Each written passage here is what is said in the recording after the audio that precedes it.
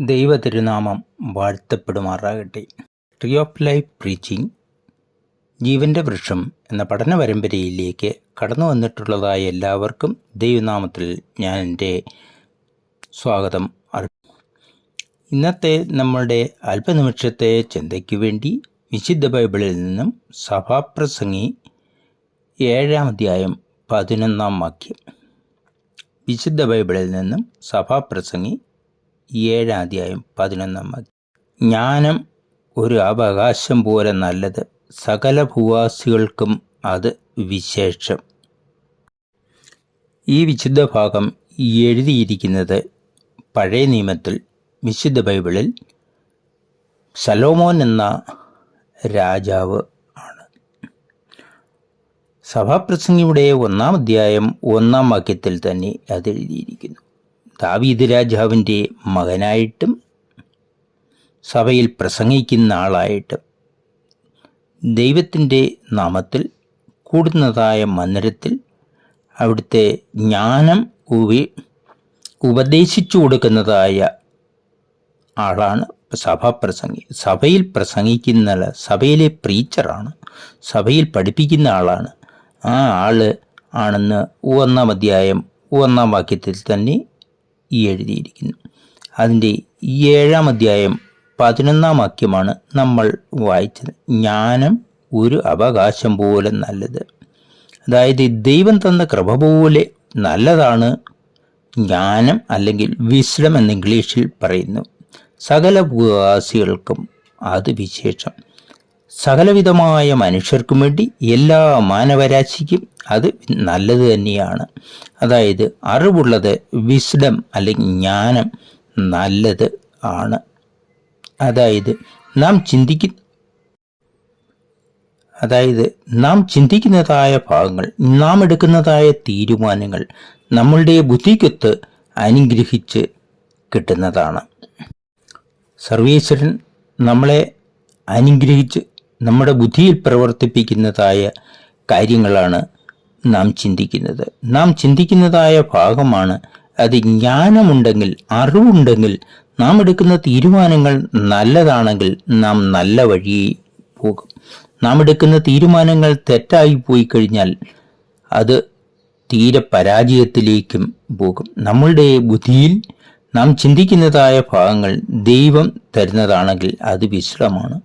അതിനെക്കുറിച്ചാണ് സഭാപ്രസംഗിയായ ഈ പുസ്തകം എഴുത്തുകാരന് ശലോമോൻ രാജാവ് എഴുതിയിരിക്കുന്നത്.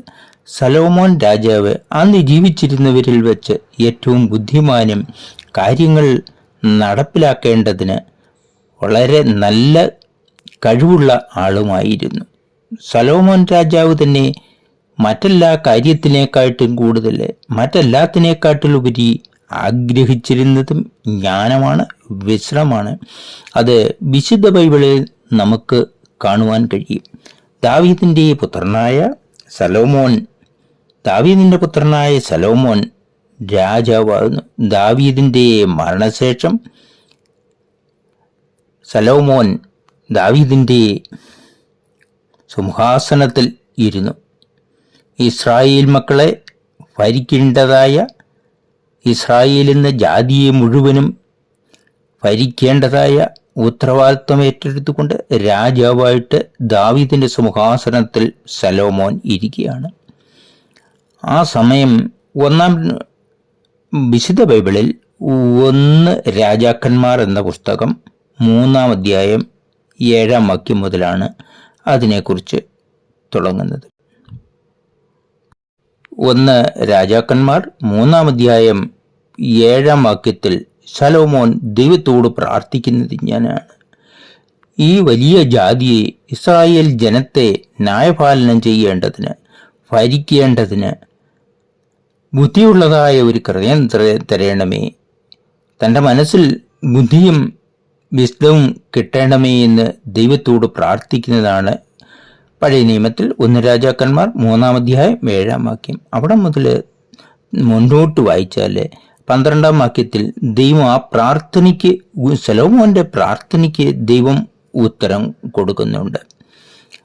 ദൈവത്തിൻ്റെ ഉത്തരം ഇങ്ങനെയാണ്: ഞാൻ നിന്റെ അപേക്ഷപ്രകാരം ജ്ഞാനവും വേഗമുള്ള ഒരു ഹൃദയം നിനക്ക് തന്നിരിക്കുന്നു. ഈ ശലോമോൻ പ്രാർത്ഥിച്ചതായ ജ്ഞാനവും വിസ്ഡവും അറിവും കഴിവും എന്നൊക്കെ അതിന് പറയാം, അതെല്ലാം ദൈവം ശലോമോന് കൊടുക്കുന്നു. അതിനുപരിയായിട്ട് സമ്പത്തും എല്ലാവിധ അനുഗ്രഹങ്ങളും ദൈവം ശലോമോന് കൊടുക്കുന്നുണ്ട്. ഈ ജ്ഞാനത്തെക്കുറിച്ച് പ്രാർത്ഥിച്ചിട്ട് ജ്ഞാനത്തെക്കുറിച്ച് ദൈവത്തോട് പ്രാർത്ഥിച്ചിട്ട് ആ ജ്ഞാനം കിട്ടിയിട്ട് സിംഹാസനത്തിൻ്റെ ആദ്യ രീതിയിൽ തന്നെ അത് സിംഹാസനത്തിൽ ഭരിക്കേണ്ടതാണ്. അതായത് ന്യായം പാലിച്ചു കൊടുക്കേണ്ടതാണ്. ഒരു രാജ്യത്തെപ്പോഴും അന്ന് കോടതിയോ ഒന്നും തന്നെ ഇല്ല. ആ കോടതി തന്നെയാണ് രാജാവാണ്. രാജാവ് ആക്കി വെച്ചിട്ടുള്ളതായ ആൾക്കാരാണ് ചെറിയ ചെറിയ കാര്യങ്ങൾക്കൊക്കെ തീരുമാനമെടുത്ത് ജനങ്ങളോട് പറഞ്ഞ് പോകുന്നത്. ഏറ്റവും വലിയ കാര്യം, വലിയ പ്രതിസന്ധിയുള്ള കാര്യം, രണ്ടുപേർ തങ്ങളിലുള്ള തർക്കങ്ങൾ രാജാവിൻ്റെ അടുക്കൽ തന്നെയാണ് വരുന്നത്. അങ്ങനെയാണ് രാജാവ് ദാവീദിൻ്റെ സിംഹാസനത്തിൽ ദാവീദിന് ശേഷം ഇരിക്കുമ്പോൾ ആദ്യം വിശുദ്ധ ബൈബിൾ പറഞ്ഞിരിക്കുന്നതനുസരിച്ച്, വിശുദ്ധ ബൈബിളിലെ രേഖപ്പെടുത്തിയിരിക്കുന്നതനുസരിച്ച് നമുക്ക് മനസ്സിലാക്കുവാൻ സാധിക്കുന്നത്, 2 സ്ത്രീകൾ അവിടെ വരുന്നുണ്ട്. 2 സ്ത്രീകളുടെ കയ്യിൽ ഒരാളിൻ്റെ കയ്യിൽ ഒരു കൊച്ചുണ്ട്. ചുരുക്കം ദിവസങ്ങൾ മാത്രം പ്രായമായ ഒരു കൊച്ച്. ആദ്യത്തവൾ ബോധിപ്പിച്ചു, അവൾ പ്രസവിച്ച കൊച്ചാണത് മറ്റവളുടെ കയ്യിലിരിക്കുന്നത്. കാരണം ആ 2 പേരും ഒരു വീട്ടിലായിരുന്നു താമസിച്ചിരുന്നത്, മറ്റാരും അവിടെ ഇല്ല. ആദ്യത്തവൾ പ്രസവിച്ച കൊച്ചാണ് മറ്റവളുടെ കയ്യിലിരിക്കുന്നത്. മറ്റവൾ പ്രസവിച്ച കൊച്ചിനെ മരിച്ചുപോയി. ആ കൊച്ചു മരിച്ചപ്പോൾ അവൾ അപ്പുറത്തവൾ ഇവളുടെ കൊച്ചിനെ എടുത്ത് അവിടെ കീഴിൽ അടുത്ത് കിടത്തി. അങ്ങനെ 2 പേരും ജീവനുള്ള കൊച്ചിനെ അവരവരുടേതായിട്ട് പറഞ്ഞുകൊണ്ടാണ് വരുന്നത്. രണ്ടാമത്തവളും അപ്പോൾ പറയുന്നു, മരിച്ച കൊച്ച് നിൻ്റേതാണ്, ജീവനുള്ള കൊച്ച് എൻ്റേതാണ്. 2 പേരും തങ്ങൾ രാജാവിൻ്റെ മുൻപിൽ വെച്ച് തർക്കിക്കുകയാണ്. ജീവനുള്ള കൊച്ച് ആരുടേതാണ്? രാജാവാണ് തർക്കം തീർക്കേണ്ടത്. ജീവനുള്ള കൊച്ചിനെ 2 പേരും പറയുന്നു അവരവരുടേതായ കൊച്ചാണെന്ന്. രാജാവിന് ദൈവം കൊടുത്ത ബുദ്ധി അനുസരിച്ച്, വിശ്രമനുസരിച്ച്, ജ്ഞാനമനുസരിച്ച് രാജാവ് എങ്ങനെയാണ് തീർത്തു കൽപ്പിക്കുന്നത് നോക്കാം. രാജാവ് 2 പേരും തർക്കത്തിലാണ്. അവരവരുടെ ജീവനുള്ള കൊച്ച് അവരവരുടേതാണ്. ഒന്നാമത്തവളും രണ്ടാമത്തവളും തീർത്തും അവരുടെ കൊച്ചായിട്ടാണ്. തീരെ പ്രായം കുറഞ്ഞ കുഞ്ഞ്, അതിനെ അവരവർ തീർച്ചപ്പെടുത്തുന്നു അവരവരുടേതായിട്ട്. മറ്റവളുടേത് മരിച്ച കൊച്ച്. അങ്ങനെയായപ്പോൾ രാജാവ് ഒരു തീരുമാനമെടുത്തു. രാജാവിൻ്റെ സദസ്സിൽ വിളിച്ചു പറഞ്ഞു, രാജാവിൻ്റെ അനുയായികളോട് പറഞ്ഞു, ഒരു വാള് കൊണ്ടുവരുവീൻ. ഉടനെ വാൾ അവിടെ എത്തിച്ചു. പിന്നെയും രാജാവ് പറഞ്ഞു, ഈ കൊച്ചിനെ 2 പിളർന്ന് 2 പേർക്കും പകുതിച്ച് കൊടുക്കാമെന്ന്. രാജാവ് തൻ്റെ അനുയായികളോട് പറഞ്ഞു, ഒരു വാൾ കൊണ്ടുവരുവീൻ. അങ്ങനെ വാൾ വന്നു. അങ്ങനെ പിന്നെയും അനുയായികളോട് പറയുന്നു, ഈ കൊച്ചിനെ പിളർന്ന് 2 പേർക്കും പകുതിച്ച് കൊടുക്കുവാൻ. അങ്ങനെയാണ് ആ സംഭവം. രാജാവ് ആരാണ് അതിൻ്റെ കൊച്ചിൻ്റെ യഥാർത്ഥ ഉടയൻ, ആര് പ്രസവിച്ചതാണ് ഈ കുട്ടിയെന്നറിയാൻ വേണ്ടിയാണ് രാജാവ് തൻ്റെ ബുദ്ധി ഉപയോഗിച്ച്, തൻ്റെ ജ്ഞാനം ഉപയോഗിച്ച്, തനിക്ക് ദൈവം കൊടുത്തതായ അനുഗ്രഹം ഉപയോഗിച്ച് ആദ്യത്തെ ന്യായപാലനമാണ് ചെയ്യുന്നത്. ആദ്യത്തേതെന്ന് ബൈബിളിൽ എഴുതിയിട്ടില്ലെങ്കിലും നാം ആദ്യമേ ഉള്ളതായ ഒരു ന്യായപാലനമായിട്ടാണ് അവിടെ നമുക്ക് കാണുവാൻ കഴിയുന്നത്. അതായത് 2 പേർ ഒരു പ്രശ്നം തീർക്കുവാൻ വേണ്ടി രാജാവിൻ്റെ അടുത്ത് വരുന്നു. 2 സ്ത്രീകളാണ് വരുന്നത്. കൊച്ചിനെ പിളർക്കാമെന്ന് പറഞ്ഞപ്പോൾ ആദ്യത്തവൾ പറഞ്ഞു, അയ്യോ രാജാവേ, അവിടുന്ന് ആ കൊച്ചിൻ്റെ ജീവൻ നശിപ്പിക്കണ്ട, പിളർക്കണ്ട, എനിക്ക് കൊച്ചിനെ വേണ്ട, അവൾക്ക് കൊടുത്തേര്, മറ്റവൾക്ക് കൊടുത്തേര്. മറ്റവൾ പറഞ്ഞു, പിളർന്നാലും വേണ്ടിയല്ല, 2 പേർക്കും പകുതിച്ച് കിട്ടിയാൽ മതി. അങ്ങനെ രണ്ടാമത്തവളും പറഞ്ഞു. അങ്ങനെ രാജാവിന് മനസ്സിലായി, ശലോമോൻ രാജാവിന് മനസ്സിലായി ആരാണ് യഥാർത്ഥമായിട്ടും കൊച്ചിൻ്റെ ഉടയവരെ, ആര് പ്രസവിച്ചതാണ് ആ കൊച്ചിനെ. അങ്ങനെ കൊച്ചിനെ മറ്റവൾക്ക് കൊടുത്തേര് എന്ന് പറഞ്ഞവളാണ് യഥാർത്ഥത്തിൽ കൊച്ചിൻ്റെ ഉടയൻ. അവൾ പ്രസവിച്ചതായ കൊച്ചിനെ കൊല്ലുവാൻ അവൾക്ക് മനസ്സില്ലാത്തതുകൊണ്ട് പറഞ്ഞു മറ്റവൾക്ക് കൊടുത്തേര്. അപ്പോൾ രാജാവിന് മനസ്സിലായതനുസരിച്ച് രാജാവ് കൊച്ചിൻ്റെ യഥാർത്ഥ ഉടയവൻ ആര് പ്രസവിച്ചോ അവർക്ക് തന്നെ കൊച്ചിനെ കൊടുക്കുകയും അങ്ങനെ ന്യായപാലനത്തിൽ ആദ്യത്തെ ഒരു ശരിയായ രീതിയിലുള്ളതായ കാര്യമായിട്ടും അവിടെ സംഭവിക്കുന്നു. രാജാവ് ആദ്യം തന്നെ നടപ്പിലാക്കിയത് 2 സ്ത്രീകളുടെ കാര്യമാണ്. 2 സ്ത്രീകളിൽ ആരാണോ കൊച്ചിനെ പ്രസവിച്ചത്, ജീവനുള്ള കൊച്ച് ആരുടെയാണോ, മരിച്ച കൊച്ച് ആരുടെയാണോ, ജീവനുള്ള കൊച്ചിനെ യഥാർത്ഥ ഉടയവന് കൊടുക്കുവാൻ രാജാവ് കൽപ്പിക്കുകയും രാജാവിൻ്റെ അനുയായികൾ അതനുസരിച്ച് കാര്യങ്ങൾ പ്രവർത്തിക്കുകയും ചെയ്തു. അങ്ങനെ ആദ്യത്തെ ന്യായപാലനം ശലോമോൻ രാജാവിന് അനുഗ്രഹമായി തന്നെ വന്നു. ആ രാജാവ് പിൽക്കാലത്ത് എഴുതിയതാണ് സഭാപ്രസംഗിൽ എഴുതിയിരിക്കുന്നത്: ജ്ഞാനം ഒരു അവകാശം പോലെ നല്ലത്, സകല ഭൂവാസികൾക്കും അത് വിശേഷം. ജ്ഞാനമുള്ളതായ മനുഷ്യർ അവരെടുക്കുന്നതായ എല്ലാ തീരുമാനങ്ങളും ചിന്തിച്ച് അനുഗ്രഹിച്ച് ദൈവകൃപയാൽ തന്നെ എടുക്കുന്നു. അങ്ങനെയാണ് സാധാരണ ഒരു ഇംഗ്ലീഷ് പോയത്തിൽ ഇങ്ങനെ എഴുതിയിട്ടുണ്ട്: നാം എടുക്കുന്ന തീരുമാനങ്ങൾ അന്നേരത്തിന് തന്നെ വ്യക്തമായിരിക്കണം, സ്ഥിരമായിരിക്കണം, അത് പിന്നെ തിരുത്തുവാൻ പാടില്ല. അങ്ങനെ ഇംഗ്ലീഷ് പോയത്തിൽ ഇങ്ങനെയാണ് എഴുതിയിരിക്കുന്നത്: നാം ഒരാൾ യാത്ര ചെയ്യുന്നു, ഒരു വഴി പോക്കൻ ഒരു റോഡിൽ കൂടി നടന്നു പോകുന്നു. ആ നടന്നു പോകുമ്പോൾ കുറേ അങ്ങ് ദൂരം നടക്കുമ്പോൾ ആ റോഡ് 2ആയിട്ട് പിരിഞ്ഞു പോകുന്നു, 2 റോഡുകളായിട്ട് മാറുന്നു. ഇദ്ദേഹത്തിന് പോകേണ്ടത് എവിടെയെന്ന് അറിയാൻ സാധിക്കുന്നില്ല. ഏതെങ്കിലും ഒരു വഴി മാത്രമേ, ഏതെങ്കിലും ഒരു റോഡ് മാത്രമേ തിരഞ്ഞെടുക്കുവാൻ പറ്റത്തുള്ളൂ. അങ്ങനെ വരുമ്പോൾ ആ വഴിപാന്തൻ ഒന്നെടുത്താൽ ആ വഴി നടത്തക്കാരൻ ഏതെങ്കിലും ഒരു റോട്ടിൽ കൂടെ പോകാം, പക്ഷേ അത് തിരിച്ചു വരുവാനൊക്കുന്നില്ലാത്തതാണ്.